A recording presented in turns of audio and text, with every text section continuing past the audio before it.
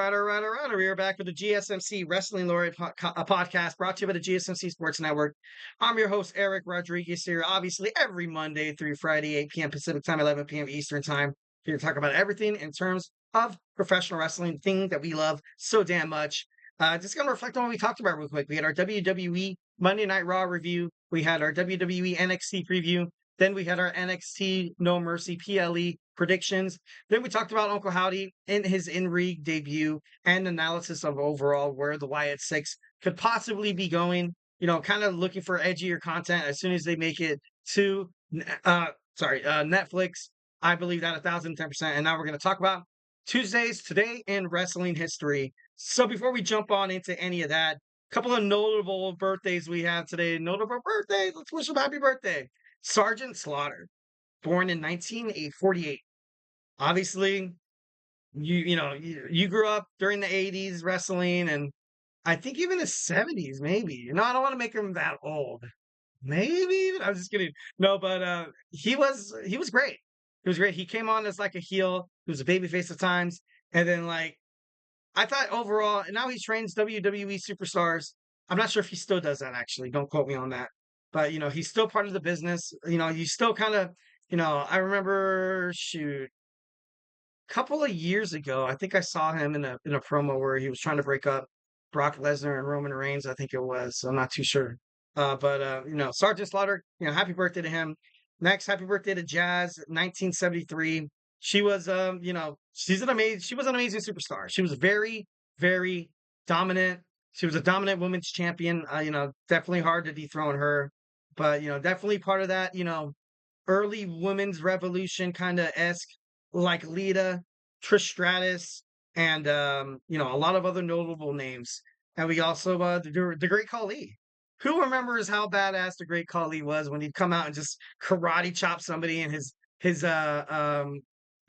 finishing move was like he just basically put his hand the size of like a baseball glove, an outfielder's glove, and like over something. Like it was crazy. Like he was insanely dominant. It was crazy. He did have a couple of feuds.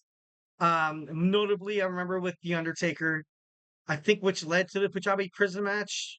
I'm not too sure, but I don't know. Overall, if you grew up during the ruthless aggression era, you got to know who the Great Khali is. Got to know this 7 foot. Oh my God, this guy was a monster. This guy was huge, and I remember every single time he'd fight somebody, and I'd be like, oh, great, it's all over. It's all over. Nobody could beat this guy.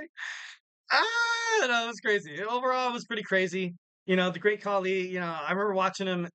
He also, dabs on movies and stuff like that. He was on The Longest Yard with Adam Sandler. I remember he plays the fullback Turley, and he was actually kind of funny. He was actually pretty cool. I remember when I saw him, I was like, dude, is that the Great Khali? Is that the Great Khali, yo? So I don't know. Overall, happy birthday, Jazz. Happy birthday to the Great Khali. Happy birthday to Sergeant Slaughter. All right, a couple of notable wrestling, wrestlers who passed away on this day. In 2010, we had Luna Vachon.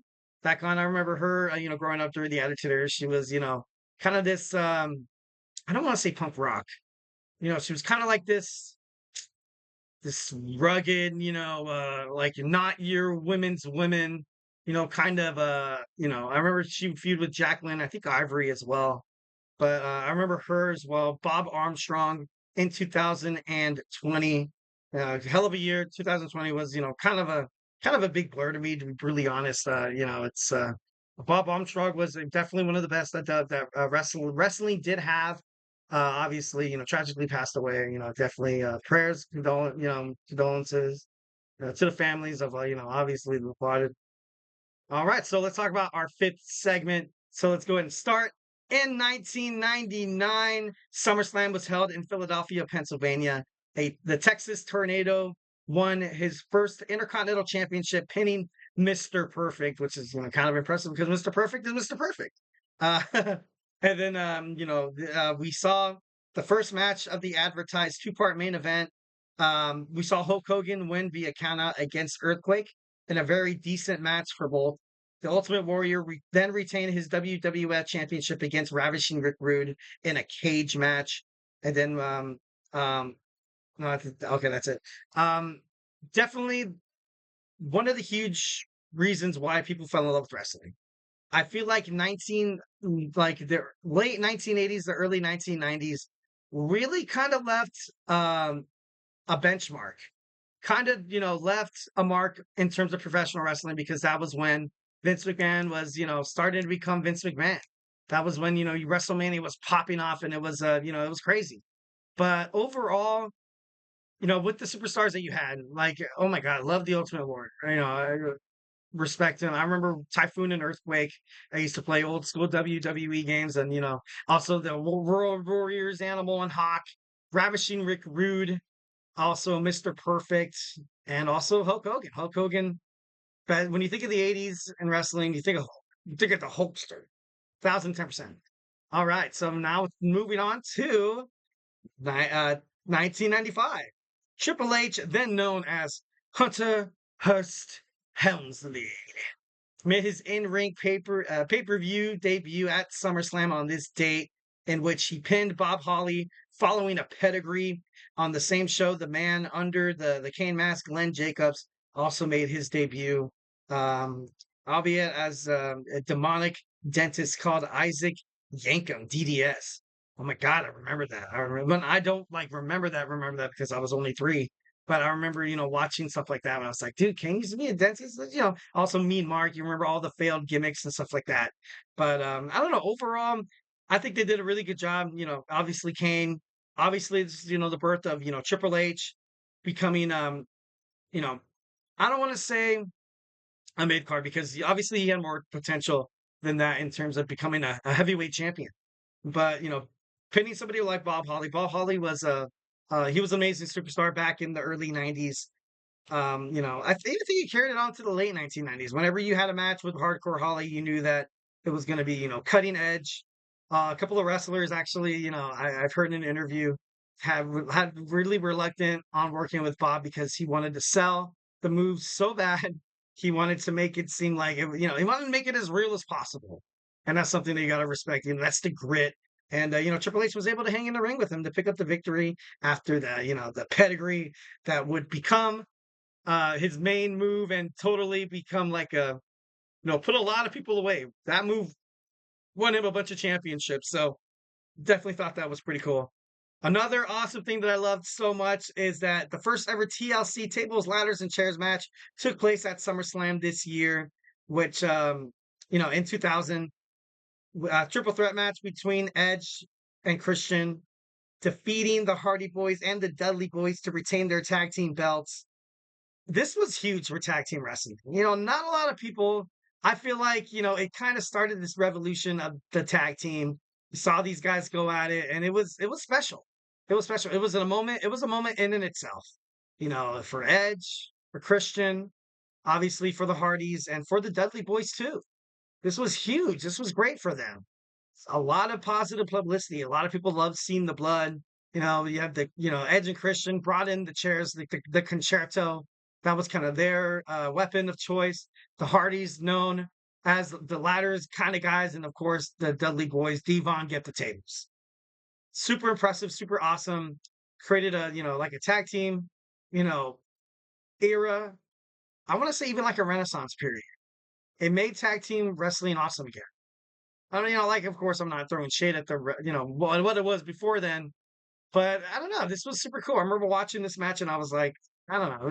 I don't know. It was pretty awesome. Definitely in my childhood, a huge reason why I fell in love with WWE. Everybody in my family were into the Hardy Boys. Not really anybody for Edge and Christian. I honestly loved the Dudley Boys because of the work they did inside of the ring. Bubba Ray and Devon Dudley. And I don't know. I thought overall that was pretty cool, and it would be honestly awesome to kind of have another tag team renaissance where you kind of have like this as well. They kind of hit on it a little bit with the Usos going up against the New Day, but with the New Day, kind of getting older, Big E taking time to kind of make his way back, which he should because he got neck fusion surgery. You don't want to come back too soon from that. And the Usos, obviously Jey Uso and Jimmy Uso.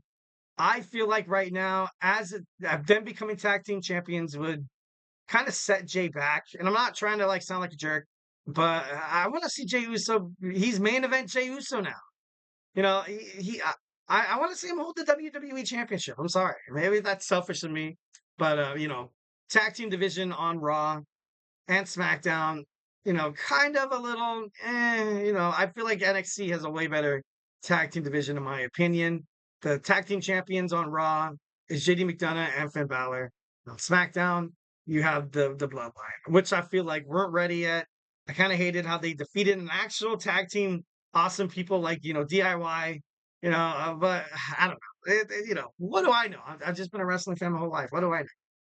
All right, and finally, EC3 is 1 year, the NWA heavyweight champion. So I got to, congratulations to EC3. I think the women's champion as well. I might be wrong on that, but the National Wrestling Association, kind of, they started all of wrestling. Obviously they used to have Ric Flair. I think they did, the Four Horsemen. I think. And then, eventually you had WWF, then you had Jim Crockett Promotions, then WCW, then the ECW, then you had all these other wrestling promotions, and like a lot of the wrestlers kind of got scooped up. And now they're still around. They're live every Tuesday night on the CW app. Billy Corgan, the headline, the headman of the Smashing Pumpkins, Billy Corgan and Carney Land or something. I think that's the name of the show, obviously cares a lot about what this professional wrestling industry is going to do. I feel like under, Billy, it could head toward a different direction. Um, Overall, they have great superstars, they do wrestle in front of a crowd of like maybe like 100 people, maybe like 500 tops.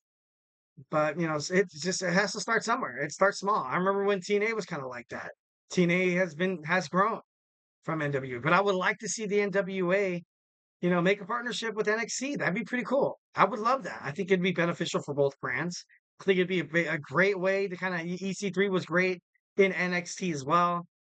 And like I said, you have talent on the NWA, but obviously, like a hidden gem can't really, it's not broadcasted on, television. It's not like, it's not going to pop up for like ads and stuff like that. Like, oh, watch, the NWA. I think they also have a pay-per-view coming up as well. Maybe I'll double check on that. Maybe we'll preview that, as well. It's kind of, maybe, get some positive publicity for both of us. Maybe the NWA should hire me. I'm just kidding. No, no, actually, no, that'd be cool. Well, I'm all for it. I love, love traveling. Super sick and super sick. All right, guys. So that's it for me today. That's all the podcasting I got to give you guys today. Thank you so much for tuning into the GSMC Wrestling Laureate Podcast, brought to you by the GSMC Sports Network. Remember to Superman punch that like and subscribe button to the show. Follow the show, follow the network. Remember to follow us on Twitter/X, Instagram, TikTok, and Facebook for more content and updates. And like I always say, if I have not made you a wrestling fan by now, we got my boy Emran's podcast, GSMC Soccer Podcast, started in 14 minutes. We have my man Nelson's GSMC Basketball Podcast. We got two football podcasts. Football's right around the corner. The NFL is right around the corner. Why not stay up to date with all your news? Awesome. Two awesome podcasters in the show are absolutely 1,010% free. Make sure you subscribe to that GSMC Sports Network. We got Manny with the Chip Shot Football Podcast and Kenneth with GSMC Football Podcast. We also have my man Chris Shepard. Fantasy football, super popular, super popular. If you want to find out all the know-how, who to draft for this weekend's draft, also your startums, your sit-ums. If you're a money betting kind of person who find out, on, the win, the over-unders and stuff like that, make sure you tune into Chris Shepard's GSMC Fantasy Sports Podcast Live. He recently became live, and he's been killing it. Definitely, proud to see him absolutely kill it. Well, I tuned into his first show, and it was sick. It's awesome. The conversations, the juices were flowing. You guys too could be part of that conversation, be part of be part of all the fun that we have here at the GSMC Sports Network. So make sure you tune into that as well. We got TJ with sports. We also have Jeremy with sports by GSMC. So just a whole bunch of awesome podcasters who are killing it. We are awesome. We are just we're dogs in terms of, sports. Woo, woo. I'm just kidding. No, just kidding. No, getting too excited there. I might be barking too loud. I'm just kidding. No. But anyways, definitely, guys, stay beautiful. Have an amazing Tuesday night, rest of your night. Have a great Wednesday, and I will see you guys tomorrow. But most importantly, love you.